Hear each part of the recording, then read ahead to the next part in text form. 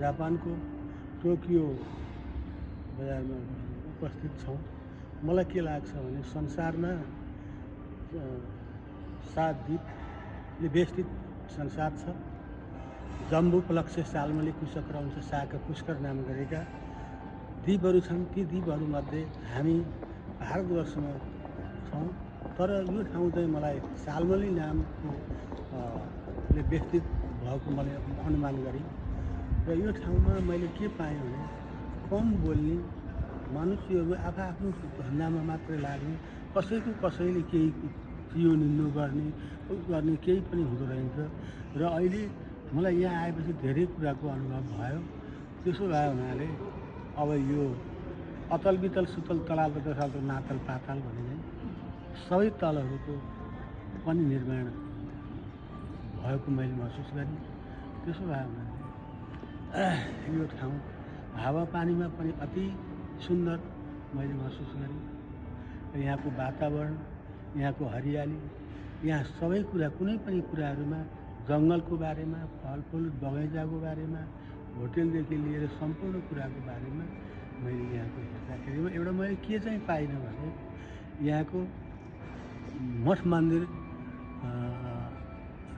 देवालयहरू चाहिँ मैले यहाँ देख्न पाइनँ। अरू सबै कुराहरू यहाँ मैले देख्न पाएँ।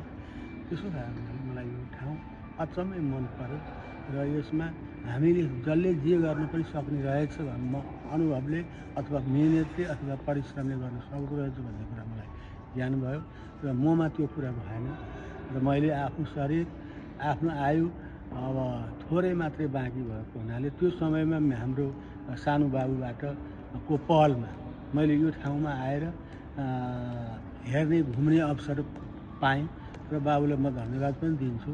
र मैले पनि के अनुभव गरेँ भने जे रोपिन्छ त्यो फल प्राप्त हुन्छ भन्ने कुरा नीति निर्माणमा भए अनुरूप मैले पनि के गरेँ भने भारतवर्षमा जम्बूद्वीपमा परेका मठ मन्दिरको बारेमा मैले मेरा बुवा मम्मीलाई पनि बद्री केदार गङ्गोत्री यमुनोत्री काशी बनारस हरिद्वार वृन्दावन लगायत त्यति त्यसमा चाहिँ मैले गर्न भ्याएँ। अरू धेरै ठाउँ बाँकी थियो, त्यो बेला मलाई उसले पुगेन र मैले त्यो गर्न सकिनँ।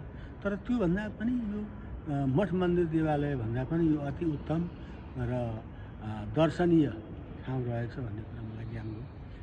तसर्थ अन्य कुराहरू त अझ बुझ्नै बाँकी छ। म बुझ्दैछु, हेर्दैछु।